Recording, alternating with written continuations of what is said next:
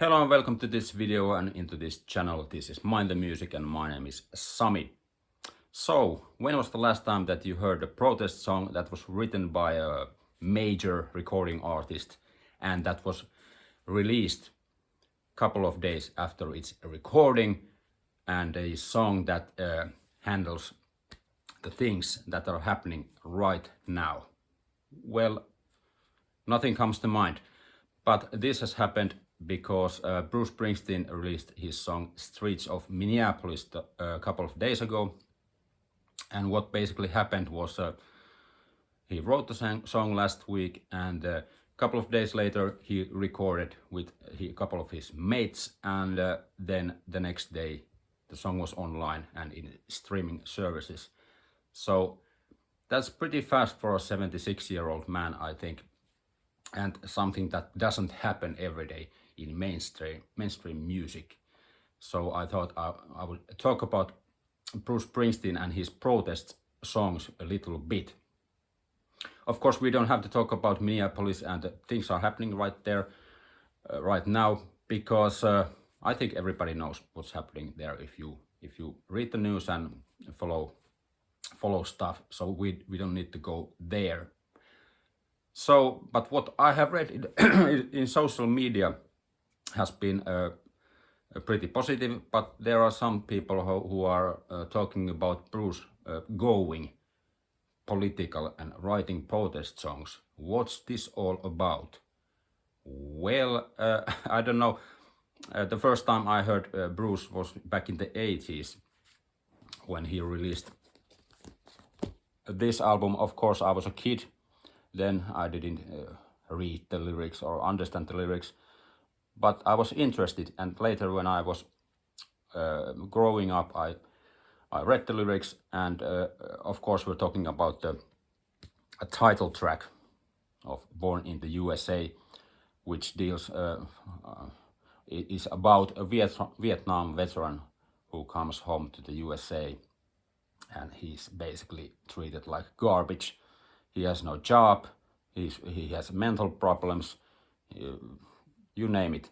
Just awful things happening, and it's pretty blunt on criticizing the American society and how young men were sent to Vietnam, and when they came back they expected to be treated like heroes and taken care of, but no. The main character in this song is experiencing nothing like that. He's been treated like garbage, and it's a very sad song. But I think basically because the chorus of this recorded version that can be found on this album is so anthemic, so many people thought it was like a patriotic song for the USA, and you can fist pump like this on the shows and scream from the top of your lungs, "Born in the USA." So that's the most famous, I think, protest song that Bruce has ever written, or nothing else comes to mind. But of course, he has written countless other protest songs. For example, in the 90s, he wrote a couple of songs, "Ghost of Tom Joad," which is, I think, released in 95, and it was also later covered by Rage Against the Machine, of all bands. And then there's also from the 90s, I think late 90s, he released American Skin, 41 Shots, which is about a man who was killed in New York City while he was being suspected of a crime, and he was grabbing for his wallet, and the cops shot him 41 times. So that song is about that incident. So and of course, if you're talking about Bruce's albums, for example, Nebraska is very political. There's some personal stuff there, but also like Johnny 99. If you read the lyrics, you can find many political subjects there. And also the River album, I think, is not all of it, but there's many political leaning songs there. So Bruce has never been a political figure. Well, maybe in the early 70s when he was a young kid starting in the music business. But the thing that Bruce is like now going political and now writing protest songs, that's complete BS, as you can see. So, but back to Streets of Minneapolis. Is the song any good, and what kind of song it is? Well, it's a pretty basic protest songs that harks back to the early days. You know, Woody Guthrie and Bob Dylan and those old folk singers.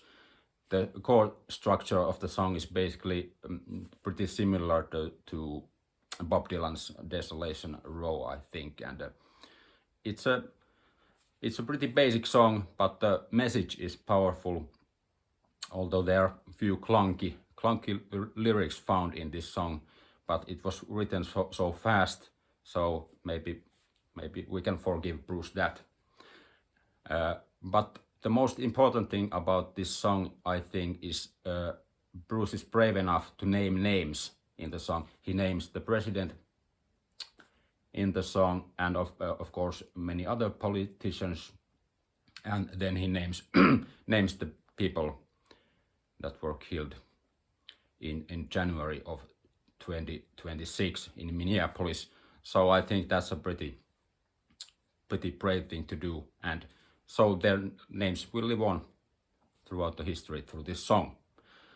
And of course, what comes to mind about this song is Neil Young when he recorded Ohio with Crosby, Stills, Nash and Young in 1970 about the Kent State University shootings, where I think 4 people were killed while protesting.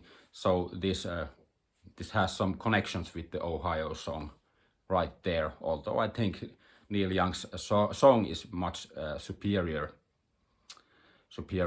and you can go and listen to it if you don't believe me. So Crosby, Stills, Nash and Young, Ohio, go listen to that.